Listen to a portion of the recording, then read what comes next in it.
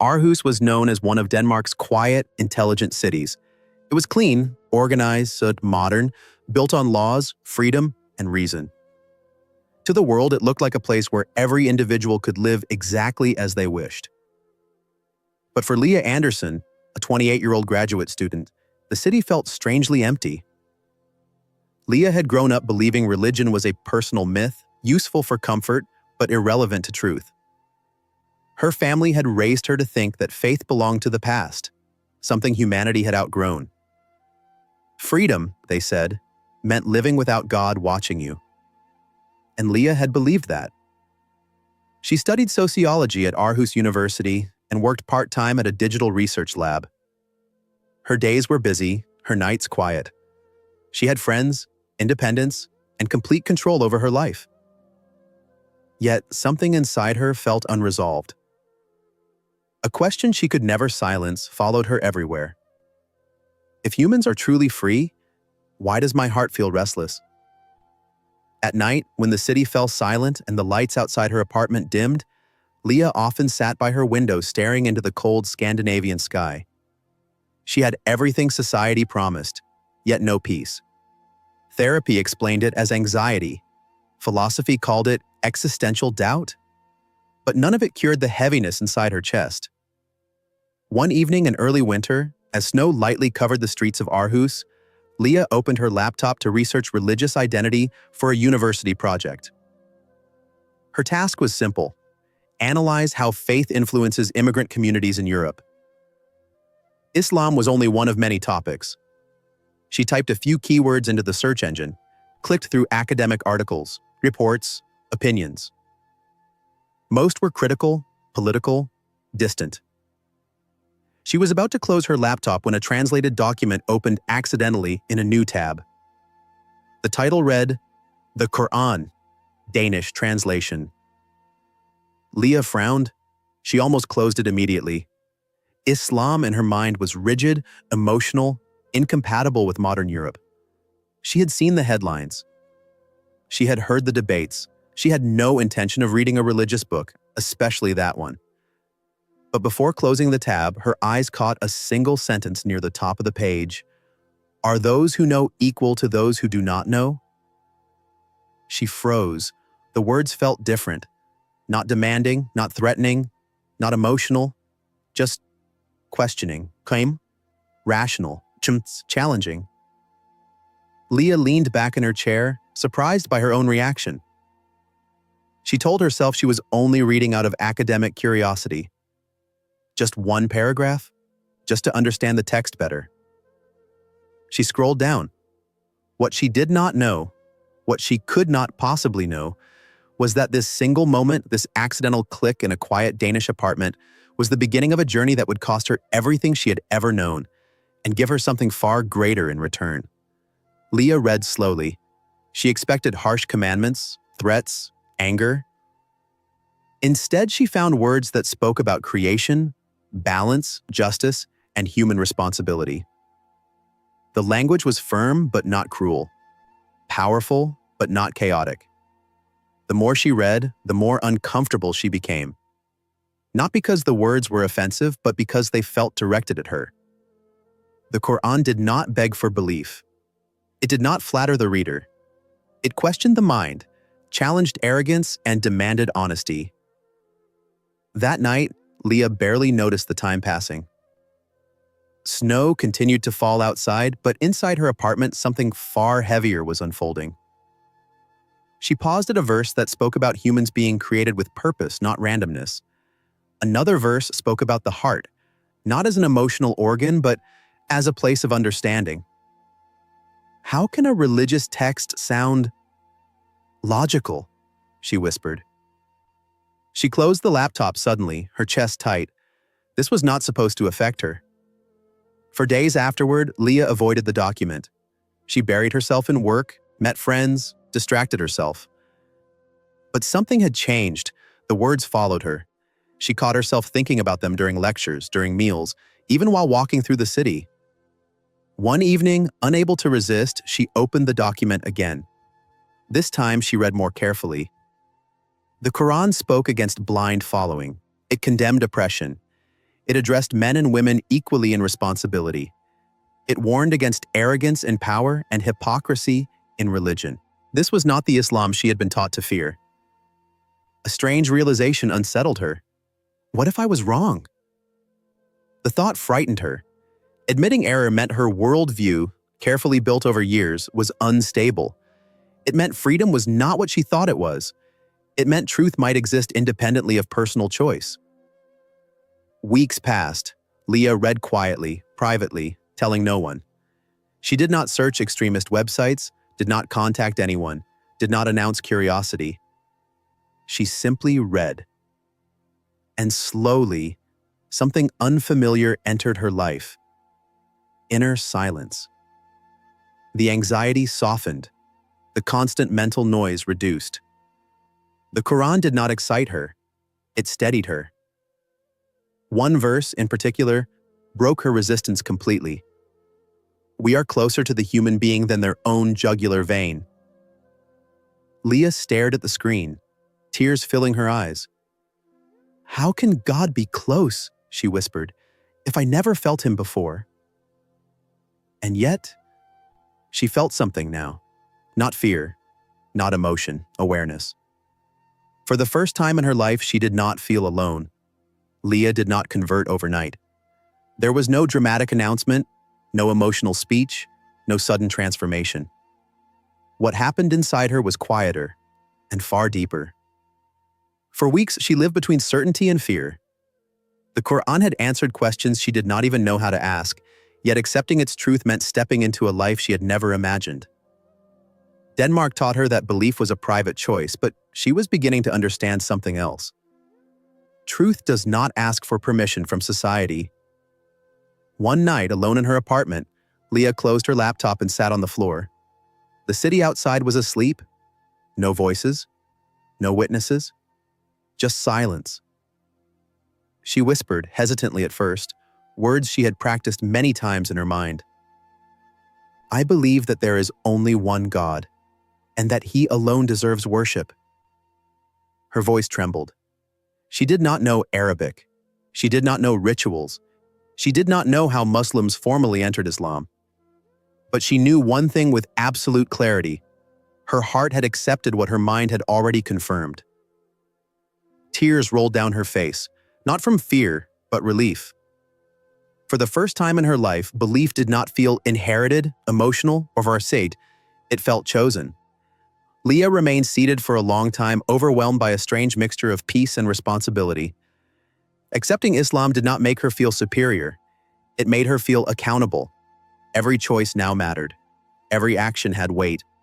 She chose a new name, quietly, Lina Fatima, not to erase who she was, but to mark where her journey truly began. In the days that followed, Lina lived carefully. She continued attending university, working her job, meeting friends. On the surface, nothing had changed. But internally, everything had. She stopped drinking alcohol not because someone told her to, but because she no longer felt the need. She became conscious of her speech, her honesty, her intentions. She found herself thinking before acting, measuring her choices against a higher standard. At night, she read the Quran slowly, respectfully, sometimes stopping to reflect for hours on a single verse. It did not rush her. It did not threaten her. It guided her. She learned how to pray through quiet research. Her first attempts were awkward, her movements unsure, her words imperfect. But every prayer left her calmer than before. There were moments of fear. What if people find out? What if this costs me everything? But there was also a stronger thought that followed. What if turning back costs me my soul? Lina understood now that Islam was not an escape from reality. It was a confrontation with it. It demanded justice, discipline, humility, and courage. It did not promise an easy life. It promised a meaningful one. She did not feel protected by society anymore. She felt protected by Allah. And although she did not yet know it, although she could not imagine it, the path she had chosen would soon test her faith in ways far beyond words, through isolation, accusation, punishment, and a moment where only Allah's power would stand between life and destruction. For a short time, Lena believed she could keep her faith private. Denmark taught that belief was a personal matter, protected by law and freedom of expression. But reality, she would soon learn, was far more selective. The first change came quietly. A colleague at the research lab noticed Lena declining wine at a team dinner. Another noticed her stepping away during lunch breaks. Someone saw her reading a translated Quran on her phone. No accusations were made, just glances, pauses, whispers. Then the questions began. Are you becoming religious? Is this some kind of phase? You're not getting involved with extremists, right? Lena answered calmly, carefully. She explained that she had embraced Islam as a faith, not a political identity, that she believed in peace, ethics, responsibility, that she had harmed no one. Her words were noted, but not accepted. At university, her professor called her in for a private conversation. The tone was polite, professional, but uneasy. He spoke about academic neutrality, social responsibility, and the sensitivity of religious symbols in public institutions. He advised her to keep personal beliefs discreet. Lena nodded, even thanked him, but something inside her shifted. Discretion, she realized, was only expected when the belief was Islamic. A week later, a local newspaper published a short opinion piece discussing radicalization risks among native Europeans. It did not mention Lena by name, but the description was close enough. A Danish woman, a student, a sudden interest in Islam. Her inbox filled with anonymous messages. Some were mocking. Others were hostile. A few were threatening. Her parents confronted her next. They did not shout. They did not insult her. They looked at her with confusion, almost grief. "This isn't you," her mother said quietly. "You're throwing away everything for an ideology," her father added. Lena tried to explain. She spoke about God, about purpose, about peace, but the word Islam drowned everything else. Her father said something that cut deeper than any insult. "We raised you to be free." Lena answered softly but firmly, "I chose this freely." That was the moment the distance formed. Soon after, her work contract was temporarily suspended pending review. No reason was given, no accusation made, just silence. Friends stopped calling. Freedom, she understood now, existed only within approved boundaries. Outside them, it became conditional, revocable. And then came the letter, a formal notice, government seal, legal language. She was required to attend an evaluation meeting regarding potential extremist influence. Lena held the paper in her hands, her heart racing, not with regret, but clarity. She had not broken the law. She had not harmed anyone. She had simply believed. That night, she prayed longer than usual, not for escape, not for safety, for steadiness. She whispered, "Oh Allah, you guided me when I was lost. If this path leads to trials, give me strength to stand firm." Outside, the city of Aarhus slept peacefully, unaware that one of its own was about to learn how fragile freedom becomes when faith refuses to hide. The evaluation meeting was held in a gray government building near the edge of Aarhus. The walls were bare, the air sterile. Lena sat alone at a long table, her hands folded calmly in her lap. Across from her were three officials, 2 men and 1 woman, none hostile in appearance, all distant in tone. They did not begin with greetings. They began with files, her internet searches, her reading history, her attendance at a local mosque, twice, her refusal to participate in certain social activities, her change in lifestyle. "Do you recognize these patterns?" one of them asked. Lena nodded. "They reflect my faith." The woman leaned forward slightly. "They reflect vulnerability." That was the word they kept using. Not belief, not choice. Vulnerability. They spoke of national security, social cohesion, and prevention. They assured her that Denmark respected freedom of religion, but also had a responsibility to protect society from ideological risks. Lina listened carefully, answering each question honestly. She condemned violence. She rejected extremism. She believed in law, ethics, and peace. She believed Islam demanded responsibility, not rebellion. None of it seemed to matter. One official closed the file and said, almost gently, "You must understand how this looks." Lina finally asked, "How does it look?" He hesitated. "A native citizen abandoning secular values for a rigid belief system. That concerns us." That was when she understood. The danger was not her actions. The danger was her conviction. She was released after the meeting, but not cleared. 2 days later, her bank account was temporarily frozen for review. Her phone was flagged, her email access restricted. She received another letter, this time informing her that she was required to attend a state-run de-radicalization program. Attendance was mandatory. Refusal would result in legal consequences. Friends advised her to comply quietly. "Just say what they want to hear," one whispered. "This isn't the hill to die on." Lina considered it, but Islam had taught her something fundamental. Truth is not negotiable. At the program facility, she was asked to renounce problematic beliefs, to accept that religion should be symbolic, not practiced, to distance herself from Islamic texts. When she refused, calmly and respectfully, the tone changed. The next charge was framed carefully. Not belief, not faith, but psychological risk with potential ideological harm. It was enough. She was detained for assessment. As the doors closed behind her, Lina felt fear rise for the first time. Not fear of punishment, but fear of injustice. She had done nothing wrong, yet she was being treated as a threat. That night, alone in a holding cell, she placed her forehead against the cold wall and whispered, "Oh Allah, you know my intention. I chose you freely. If this world rejects me for that, then be sufficient for me." Outside, the system moved efficiently. Papers signed, procedures followed, silence maintained. The state had defined its danger, and Lina, now Lina Fatima, had been placed inside it.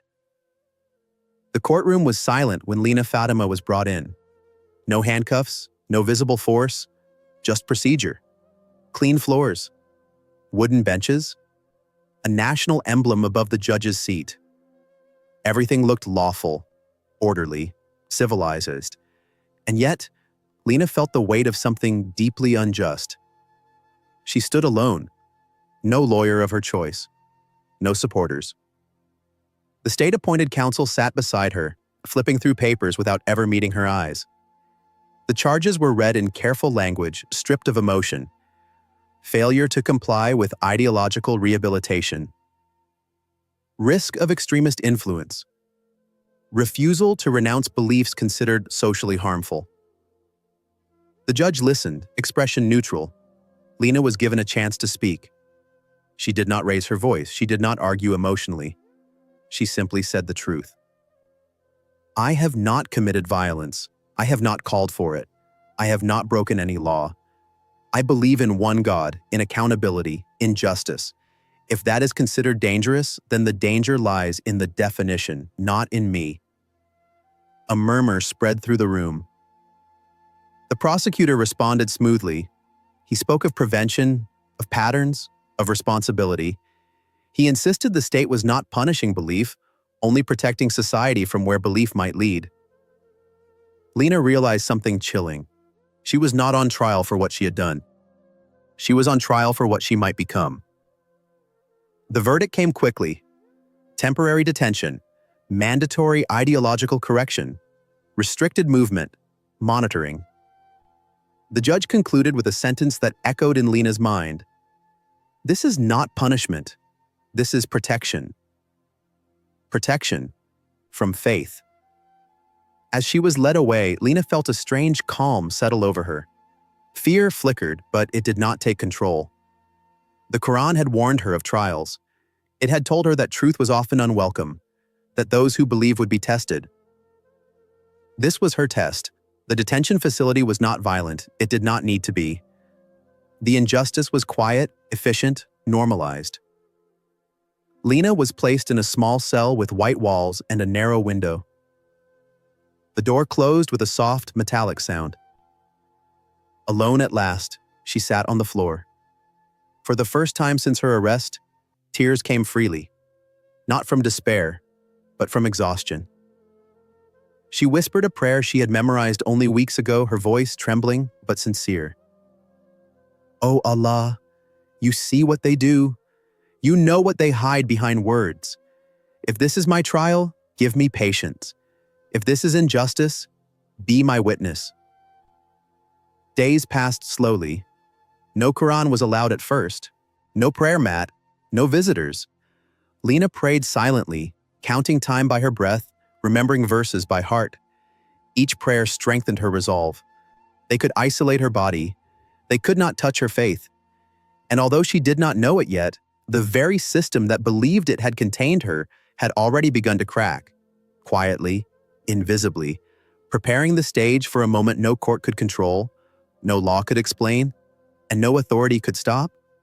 Time inside the detention facility moved differently. Days blended into one another, measured not by clocks but by silence. Lena Fatima learned quickly that prison was not only made of walls, it was made of waiting. Her cell was small, clean, and cold. A narrow window allowed a strip of gray light to enter for a few hours each day. The rest of the time, fluorescent bulbs hummed softly above her head. There were rules for everything: when to eat, when to stand, when to sleep. But there were no rules for what happened inside her heart. At first, she struggled. Her body was free of chains, yet her movement was controlled. Her voice was not silenced, yet there was no one to listen. She missed the Quran the most.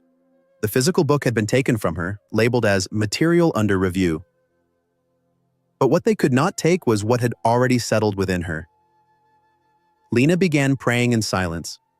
She did not know all the words perfectly. Sometimes she mixed languages. Sometimes she cried more than she spoke. But every prayer felt like breathing after suffocation. She remembered verses she had read before her arrest, about patience, about justice delayed but never lost, about how Allah tests those He loves, not to break them, but to raise them. At night, when the facility fell quiet, Lena placed her forehead on the cold floor and whispered, "Oh Allah, you are not absent. You are closer to me than anyone else here." That thought became her strength. Days turned into weeks. Officials visited occasionally. They spoke politely, firmly, repeating the same request: renounce exclusive beliefs, distance herself from Islamic practices, accept reintegration. Each time Lena answered calmly. "I respect the law," she said, "but I cannot lie about my faith." Her refusal frustrated them, not because she was aggressive, but because she was steady. Other detainees noticed her. Some were curious, some skeptical. One woman, placed in the adjacent cell, whispered through the wall late one night, "Why don't you just say what they want?" Lena answered quietly, "Because truth matters, even when it costs." The woman fell silent. Lena's health weakened slightly, not from abuse but from stress and isolation. Yet something else grew stronger: her certainty. Islam had not promised her comfort. It had given her clarity. One evening, exhausted and emotionally drained, Lena felt fear creep in. What if I never leave? What if this is the price of belief? She pressed her palms together, closed her eyes, and repeated the only words that steadied her heart: Allah is sufficient for me. That night, she slept deeply for the first time since her arrest. Unseen to her, outside the facility, events were beginning to shift. Administrative errors, misplaced files, unexplained delays, systems that once worked smoothly now hesitated. Inside the prison, Lena continued to pray. She did not know when help would come. She did not know how. But she knew who would decide. And as she remained patient, quietly, firmly, the moment drew closer when patience would meet power and faith would stand before a force no prison wall could restrain. The first sign that something was wrong came quietly. One morning, Lina Fatima was not called for the routine head count. The guard walked past her cell, paused, checked a digital tablet, frowned, and moved on without a word. It was unusual, but Lina said nothing. She had learned that patients often spoke louder than questions. By afternoon, the corridors buzzed with restrained urgency. Doors opened and closed more frequently. Footsteps echoed faster than usual. Conversations between staff were cut short when detainees passed nearby. Something was happening. Lina sat on her bed, calm on the surface, alert within. She whispered a short prayer, not asking for escape, but for clarity. That evening, the power flickered. Lights dimmed, returned, dimmed again. The facility's automated systems, so precise, so trusted, hesitated. A low alarm sounded briefly, then stopped. No explanation followed. For the first time since her arrival, Lina sensed uncertainty in the air. The next day, officials arrived unannounced. Files were requested. Access codes failed. Digital records showed inconsistencies, detention orders without complete authorization, assessments missing required signatures, review dates long overdue. None of it was dramatic, but all of it was critical. Inside the administrative office, confusion spread. Each department assumed another was responsible. The system, built on perfect coordination, began to reveal cracks. Lina was summoned for questioning. This time, the tone was different, less confident, less absolute. An official asked, "Have you contacted anyone from inside the facility?" "No," Lina replied truthfully. "Have you received messages or instructions?" "No." They exchanged glances. Her case file was thinner now, documents missing, notes incomplete. The legal basis for her continued detention? Unclear. By evening, an emergency protocol was triggered. Several detainees were temporarily relocated while a technical review was conducted. Lina was moved to a common holding area with others, guarded but unattended for long stretches. She noticed something unsettling. No one seemed fully in control anymore. That night, a system failure shut down internal surveillance for nearly an hour. Staff scrambled to restore access. Communication lines overlapped. Orders contradicted each other. In the confusion, Lina sat quietly on a bench, hands folded, heart steady. She did not feel triumph. She felt awe. Because she knew deep within that none of this was random. She remembered a verse she had once read, its meaning etched into her memory. Allah controls affairs in ways people do not see. By morning, the situation had escalated beyond denial. An external legal review was ordered. Media inquiries reached government offices. A human rights oversight body requested clarification regarding detainees held under preventive ideological risk. Lina's name appeared, again, but this time in a different context. Procedures questioned, authority challenged, silence broken. She was returned to her cell to wait. Hours passed. Then footsteps stopped outside her door. A senior official stood there, expression tight, voice measured. "Your detention status is under review," he said. "Until further notice, all proceedings are suspended." Lina nodded calmly. As the door closed again, she lowered her head and whispered, "Oh Allah, you are the best of planners." The system that had once appeared unshakable was now faltering, not through force, not through protest, but through its own fragility. And Lina knew this collapse was only the beginning. What followed next would be beyond policy, beyond explanation, and beyond denial. Lina Fatima did not expect a miracle. She had learned that faith was not a bargaining tool, not a demand placed before God. Inside the quiet of her cell, she had already surrendered outcomes. What she asked for was not escape, but justice, whether seen or unseen. That was why the moment it began, she did not recognize it immediately. It started just before dawn. The facility was unusually silent, no footsteps, no intercom announcements. Lina sat upright on her bed, awake after a night of restless reflection. She had just finished a quiet prayer when a sudden tremor ran through the building, not violent, but unmistakable. The lights went out. Complete darkness followed, broken only by emergency red indicators along the corridor. Somewhere in the distance, alarms attempted to activate, then failed.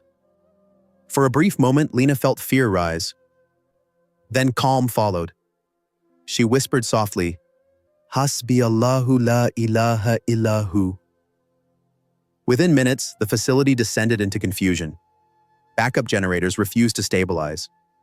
Digital locks, controlled by the same central system, malfunctioned unpredictably. Some doors remained sealed, others released without command. Guards shouted instructions over handheld radios that cut in and out. No one seemed certain which protocol applied. Lena's cell door unlocked. It slid open halfway, then stopped. A guard rushed past without noticing her, focused on another wing. Smoke, thin, electrical, crept along the ceiling from a damaged control panel nearby. The air smelled sharp, metallic. Emergency evacuation orders were issued hastily. Detainees were instructed to move to the central exit zones. Lena stepped out, guided not by orders, but by instinct. Every step felt strangely light, as if fear no longer weighed on her body.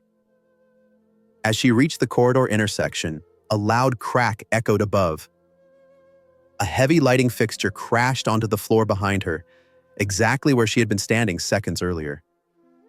She froze, her heart pounded, not in panic, but realization. Had she hesitated, she would have been struck. She moved on, trembling now, not from danger, but from certainty. Outside, emergency services arrived.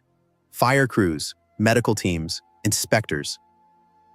The facility was declared unsafe pending investigation. Detainees were moved rapidly, records checked later, procedures postponed. In the chaos, Lena's name appeared again on a list, but this time next to it, a word had been stamped in red. Release, pending review. No officer could explain exactly who authorized it. No system log recorded the final command. By afternoon, Lena stood outside the gates of the detention center, wrapped in a plain coat, the cold Danish air filling her lungs like freedom she had almost forgotten. She looked back once.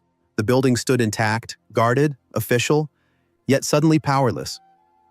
Lena closed her eyes.